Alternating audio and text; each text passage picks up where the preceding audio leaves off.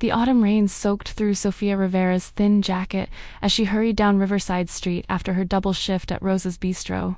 Her feet ached in worn sneakers, and her dark fingers, raw from carrying scalding plates for 12 hours, clutched 23 crumpled dollars. Not enough for the overdue electric bill, not enough for tomorrow's bus fare. The streetlights flickered overhead as she cut through the alley behind the old Shell station.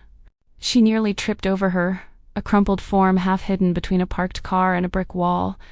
At first glance, Sofia thought it was discarded clothes, until she noticed expensive leather boots and the slight rise and fall of breathing. Dropping to her knees, Sofia gently turned the girl over, gasping at her deathly pale complexion. She couldn't have been more than 15, dressed in a private school uniform beneath a designer coat. Blonde hair plastered to her rain-soaked face, green eyes flickering beneath half-closed lids. "Hey, can you hear me?" Sofia whispered, her nursing school training kicking in. Pulse weak but steady. She couldn't have been more than 15, dressed in a private school uniform beneath a designer coat. Blonde hair plastered to her rain-soaked face, green eyes flickering beneath half-closed lids. "Hey, can you hear me?" Sofia whispered, her nursing school training kicking in. Pulse weak but steady. Sofia's fingers closed around a sleek smartphone. The lock screen showed one emergency contact pop-up. Her finger hovered before she pressed it, heart pounding as the call connected instantly. Luna, came a deep, accented voice, concerned and commanding simultaneously. "This isn't Luna," Sofia replied steadily. "My name is Sofia Rivera, and I found a girl collapsed behind the Shell station on Riverside. I think this might be her father's number." Silence, then controlled breathing. "Is she breathing?" The voice was now sharp as a blade. "Yes, but unconscious? I think it's hypoglycemia. I'm a nursing student. She's showing all the signs of severe blood sugar drop. Do not move her. Do not call anyone else. Do not leave her. Each word a command. I'm 12 minutes away. Keep her warm." 11 minutes later, Sofia heard a powerful engine. A black sedan glided to the curb, flanked by 2 motorcycles. 3 men emerged, 2 taking positions while the third approached with measured steps. Average height but built like a weapon, wearing a tailored coat that couldn't hide the bulge at his hip. A thin scar ran from eyebrow to cheekbone. Dark eyes swept the alley before locking onto Sofia, then his daughter. "Constantine," he said tersely, kneeling. "Hypoglycemia?" Sofia nodded. He produced a kit, administering glucagon with practiced efficiency. "Luna has type 1 diabetes since she was 8. Within moments, color returned. Her green eyes fluttered open. "Dad," she mumbled, blonde hair sticking to pale cheeks. "I forgot my kit after piano practice." Constantine's expression softened imperceptibly. "We'll discuss this later." Relief undermined his stern tone. As they helped Luna up, Sofia stepped away. "Wait." The single word froze her. "Thank you for helping my daughter." His gaze catalogued everything: worn uniform, rain-soaked curls escaping her cap, exhaustion in her brown eyes, stubborn defiance in her jaw. Anyone would have done the same. They both knew that wasn't true. Constantine extended a business card, heavy stock, silver-embossed number, and opportunity. "Call tomorrow morning before noon. I have a proposition for someone with your medical knowledge and character. Afternoon, the offer expires." As the sedan disappeared, Sofia stood alone. The card impossibly heavy in her hand. Sofia spent the night in her dark apartment, electricity cut 2 days ago, the card seeming to glow. Morning came. She dialed with trembling fingers. A crisp voice answered, instructing her to arrive at an address in 2 hours. The building made her apartment complex look like a dollhouse. A uniformed doorman checked her ID before directing her to a private elevator. The penthouse occupied the entire top floor, floor-to ceiling windows, modern luxury beyond her imagination. Constantine waited in his office, larger than her entire apartment. The city sprawled below like a kingdom. "Miss Rivera, thank you for coming." "Luna has a rare form of type 1 diabetes that makes her condition volatile," he began without preamble. "She also suffers severe anxiety and panic attacks, trauma legacy from 3 years ago. My previous medical companion left. I need someone with your skills and discretion." The salary he named made her jaw drop. 3 years at the bistro? You want me to be what exactly? Nurse? Babysitter? Medical monitor? Luna is 15 and resents supervision, but her condition requires it. You'd live here, accompany her to events, monitor glucose levels, manage her anxiety. You'd be my personal assistant who studies nursing.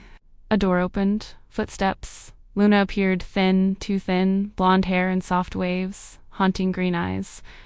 I don't need a babysitter, Dad. Quiet resignation, not anger. Barely a whisper.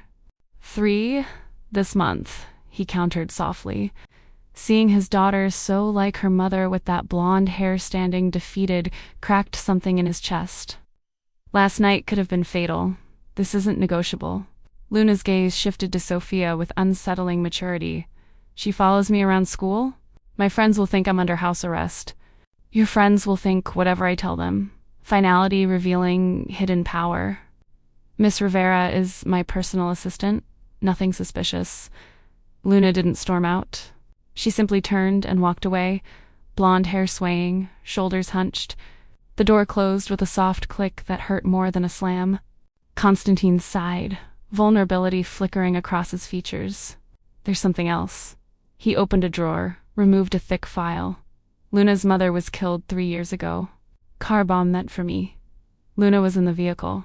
She survived with minor injuries but watched her mother die. Since then, her condition deteriorated under stress. The diabetes is manageable. The psychological component makes it dangerous. Sophia's instincts kicked in. Stress absolutely impacts glucose regulation. Has she had counseling? The best money can buy.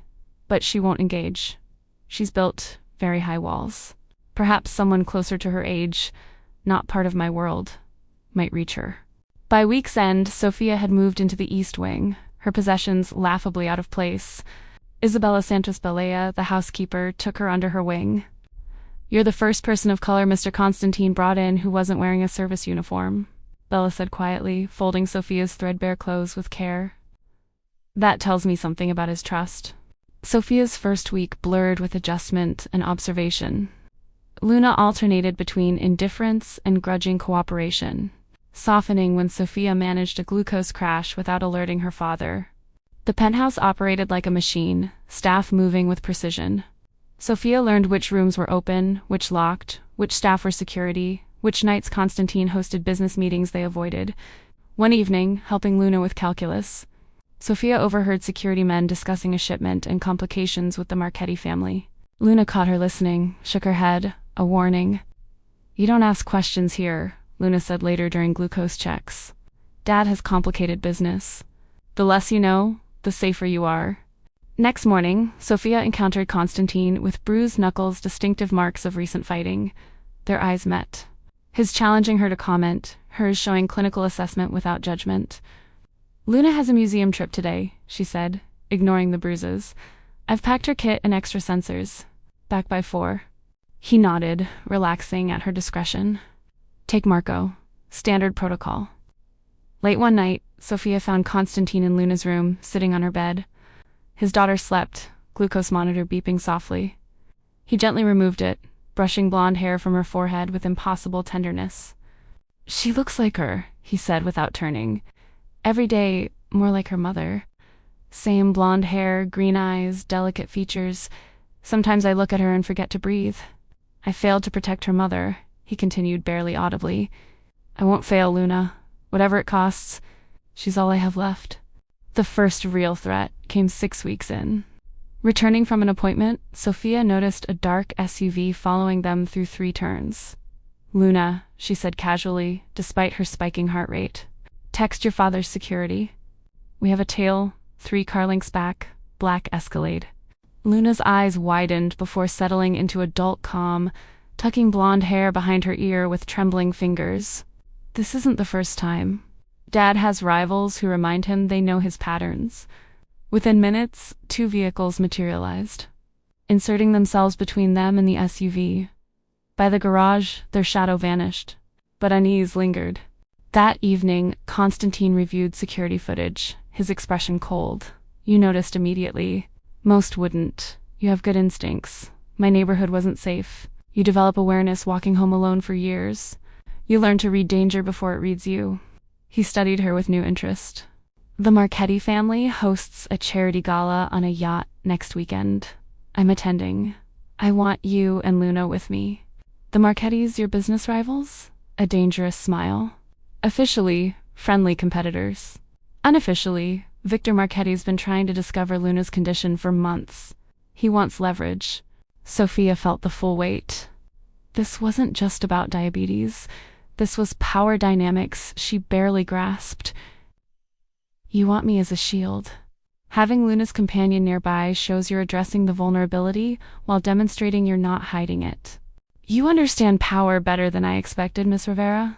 3 days later, a delivery arrived. Merled silk gown, probably worth more than tuition. A note in Constantine's handwriting, for the gala. The Marchettis will be watching everything, including appearances. The yacht was magnificent crystal chandeliers, Chicago's shadowy elite. Sophia felt painfully out of place despite her gown, hyper-aware of calculating gazes as she kept Luna in sight.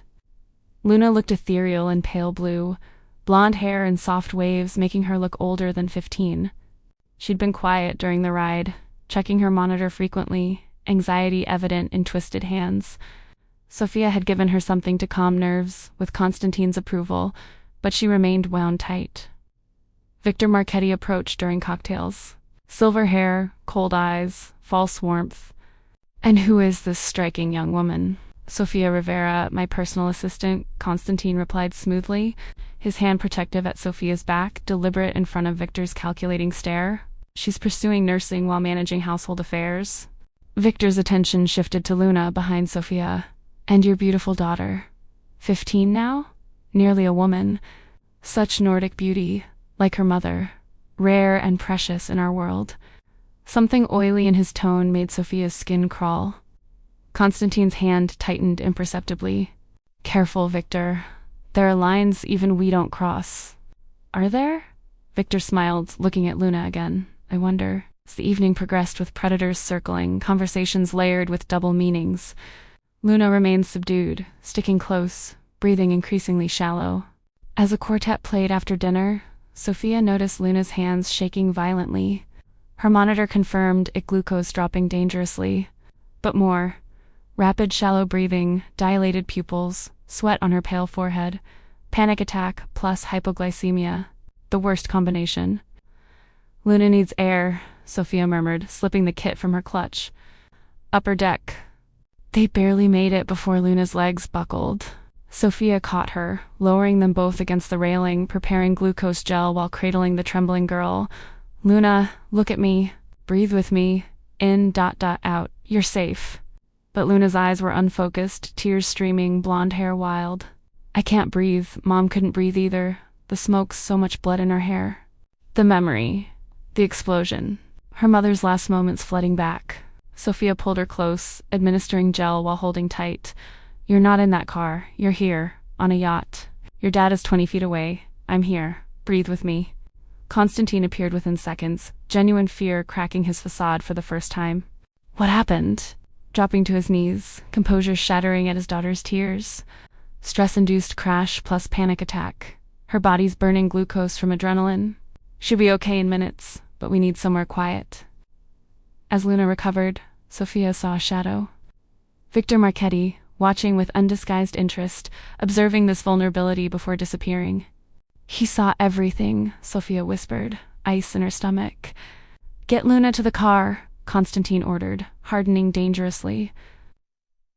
I need a word with our host. The ride home passed in tense silence, Luna sleeping while Constantine made cryptic calls. At the building, he carried his daughter inside before returning to Sophia in the living room. Marchetti will use what he saw. Spread word of Luna's condition. Position it as weakness.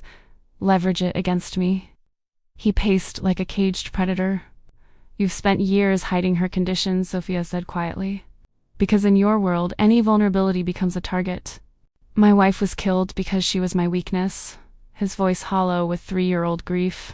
Beautiful blonde Ingrid who believed I could be better. They bombed her car to hurt me, and my daughter, my little girl with her mother's hair and eyes, watched her die. I won't let that happen to Luna. I'll burn the city before I let anyone touch her. Dawn broke when Marco burst in without knocking. Sir, confirmation. Marchetti's men accessed Miss Rivera's old building last night, questioning neighbors, her old boss. They know about Padre Miguel. Cold dread washed over Sophia. Padre Miguel, the priest from her old neighborhood who'd kept her fed like a father. They're investigating me. Why? Because you're connected to me, Constantine explained grimly. Marchetti will use anyone in my orbit as leverage. Your former connections are vulnerable now. What do? We protect what's ours. Something in how he said ours told Sophia she was no longer just an employee. Marco increased security on Miss Rivera's associates. Eyes on that center, 24/7. Double Luna's guard. If Marchetti's making moves on Sophia's connections, he might try for Luna while we're distracted. 3 days later, despite precautions, the worst happened. Sophia was helping Luna with chemistry, blonde head, bent over textbooks, finally relaxed when Marco entered, ashen. Sir, they took Padre Miguel, grabbed him an hour ago. Left this. He handed Constantine a phone showing Padre Miguel bound to a chair in an abandoned building. Where? Constantine's voice was deadly calm. Old shipyard, South Dock. They expect you to send security while they move on Luna. It's a diversion. The main target is your daughter. Luna's green eyes went wide, hand reaching for Sophia's dad. I know, baby. His voice softened, looking at his blonde, precious daughter who'd already lost one parent. Marco stays with you and doubled security. They're not getting near you. I promise. Sophia felt her world tilt. They'd taken an innocent man because of her. We have to help him. He's innocent. Which is why we're going personally, Constantine replied, moving toward weapons. Marchetti expects me to either send men and stay with Luna, or stay and abandon your priest. He's not expecting both of us to go while Luna stays protected. It's the one scenario he hasn't planned because he assumes I'd never leave my daughter. He turned to Luna, cupping her face, brushing blonde strands behind her ear. You stay, Marco and 6 men. Lock yourself in the safe room if anything happens. Understood? Dad, please don't go. Tears formed. What if something happens? I can't lose you too. You won't. I'm coming back. I always come back. He kissed her forehead. 20 minutes later, Sophia sat in an armored vehicle wearing a bulletproof vest, heading toward the shipyard as twilight fell. The man beside her had transformed into a predator heading to battle. When we arrive, you stay behind me. If anything happens, press this beacon and backup comes. But your first priority is getting Padre Miguel out. Understood? Sophia nodded, throat tight. The shipyard loomed ahead, deceptively quiet. Constantine handed her a small device. Beacon. If anything goes wrong, press this. But get the Padre out first. Promise me, Sophia. The use of her first name steadied her. I promise. They entered through a side entrance, Constantine moving with predatory grace. They navigated through rusted containers and forgotten machinery, air thick with salt water and decay. They found Padre Miguel in a small office, tied but unharmed. His eyes widened, seeing Sophia. Mia, what are you? We're getting you out, Sophia interrupted, working his restraints while Constantine positioned himself at the door, weapon raised, footsteps echoed, surrounded. Get him to the exit. Now, Sophia. Supporting Padre Miguel, Sophia moved quickly through corridors, heart hammering, almost at the door when a voice stopped them. The famous nurse, Victor Marchetti, stepped from shadows, pistol aimed at her. How convenient. Constantine's newest weakness saving the old one. Tell me, does he know that while you're here, my men are at his building? Sophia's blood ran cold. What? This was never about your priest. It was about getting Constantine away from his daughter. Right now, my people are breaching his security. That blonde little girl will make excellent leverage. Or perhaps she won't survive extraction. Time slowed. Sophia's hand moved to the beacon. I wouldn't. Press that and I shoot you both. Then Luna dies anyway? Or come with me quietly, and maybe Constantine gets there in time. Maybe. Behind Victor, a shadow moved. Constantine, having circled back with lethal silence. You won't shoot me, Sophia stated steadily, positioning herself between gun and Padre Miguel. I'm more valuable as leverage. And you won't shoot a priest because even in your world there are lines. That's what separates you from Constantine. You still pretend to have rules. Victor's eyes flickered. The help has gotten bold. But you're wrong. I don't need you alive. I just need his daughter. His finger began tightening. Neither of you needs to be alive, a cold voice said. Constantine appeared like a ghost, gun pressed to Victor's skull. There aren't any lines I won't cross. You've targeted my daughter's condition, abducted an innocent man, threatened someone under my protection, and you admitted to sending men after Luna. Constantine's voice dropped to a whisper, more terrifying for its quietness. Anyone would earn retribution. All 4? That's a death sentence. His phone buzzed. He glanced while keeping his gun steady. Message from Marco. All hostiles neutralized. Luna is safe. Never got past the lobby. A dangerous smile crossed Constantine's face. Your men failed, Victor. My daughter is safe. Your leverage is gone. All you have now is a very short life expectancy. Nobody moved. Silence except distant water. Victor slowly lowered his weapon. This isn't over, Victor said, fear undermining bravado. Yes, it is. You came after my daughter. There's no coming back. You just don't know you're already dead yet? The drive back passed in silence. Padre Miguel safely at a private facility. Marco had called. Marchetti's men had tried breaching security, but Marco's team was ready. 3 hostiles down, 2 in custody. Luna had been in the safe room, protected, unharmed. Alone in Constantine's office, city lights below like fallen stars, Sophia finally processed everything you knew. You knew it was a trap for Luna. That's why you left Marco and 6 men. You were 3 steps ahead. I'm always 3 steps ahead. It's how I've stayed alive. Victor is predictable. Men like him go for the greatest vulnerability. And Luna ... his voice caught. Luna is my only vulnerability that matters. He set his phone down, looked at Sophia fully. You could have been killed tonight. Yet you stepped between that gun and Padre Miguel without hesitation. He's family. You don't abandon family. Something in Constantine's expression shifted, softened. No, you don't. Sophia's hands started shaking, delayed shock finally hitting. Constantine was beside her instantly, hands on her shoulders, steadying her. Breathe, Sophia. You're safe. Luna is safe. It's over. Is it? Men like Victor don't just stop. Men like Victor don't survive after threatening my daughter. By next week, the Marchetti family will have new leadership.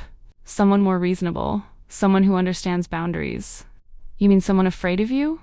Fear and respect look similar from a distance? The important thing is Luna is safe. You're safe. What's yours? Sophia repeated quietly. Yes. His hands were still on her shoulders, touch warm. You, Sophia. You're mine now. The moment you saved my daughter, you became part of this family. Part of my world. There's no going back. And if I wanted to, then I'd let you go. I'd set you up somewhere far and safe with money to start over. I'd make sure no one from this world found you. But I'd spend the rest of my life wondering what we could have been if you'd stayed. The admission hung vulnerable and raw.